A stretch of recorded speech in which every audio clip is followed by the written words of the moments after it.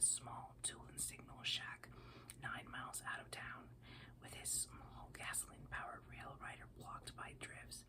He is waiting out the storm there, playing last man out solitaire with a pack of greasy bicycle cards. Outside, the wind rises to a shrill scream.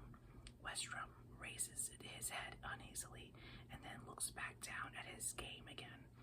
It is only the wind after all. But the wind doesn't scratch at doors and whine to be let in. He gets up, a tall, lanky man in a wool jacket and railroad coveralls, a Camel cigarette jutting from one corner of his mouth.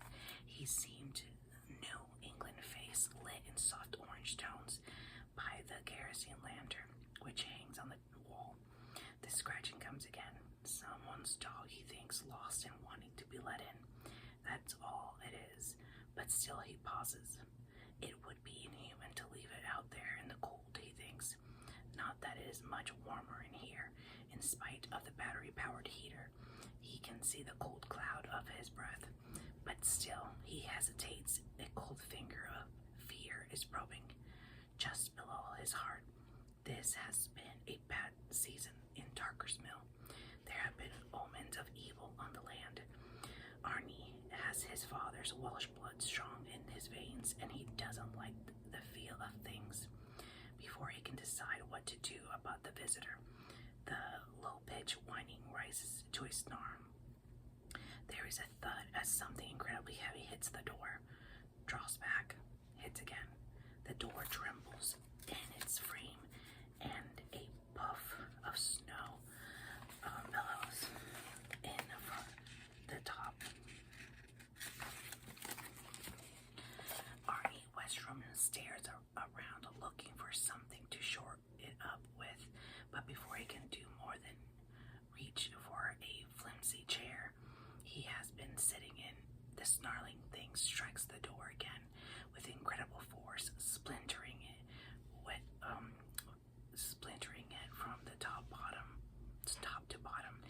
It holds for a moment longer, bowed in on a vertical line and lodged in it, kicking and lunging, its snout wrinkled back in a snarl, its yellow eyes blazing in the biggest wolf Arnie has ever seen, and its snarls sound terribly like human words. The door splinters, groans, gives in a moment the thing will be inside. In the corner amongst the welters of tools, a pig leans against the wall. Arnie lunges for it and seizes it as the wolf thrusts its way inside and crouches, its yellow eyes gleaming at the cornered man. Its ears are flattened back, furry triangles. Its tongue lolls behind it. Snow gusts in through the door that has been shattered down the center. It springs with a snarl, and Arnie Westrom swings the pig once. Outside, the feeble lamplight shines raggedly on the snow through the splintered door. The wind whoops and howls. The screams begin. Something inhuman has come to Darker's Mill, as unseen as the full moon riding the night sky high above. It is the werewolf, and there is no more reason for its coming now than they would be for the arrival of cancer, or a psychotic with murder on his mind, or a killer tornado. Its time is now. Its place is here, in this little Maine town, where baked bean church suppers are a weekly event, where small boys and girls still bring apples to their teachers, where the nature outings of the Senior Citizens Club are religiously reported in the weekly paper.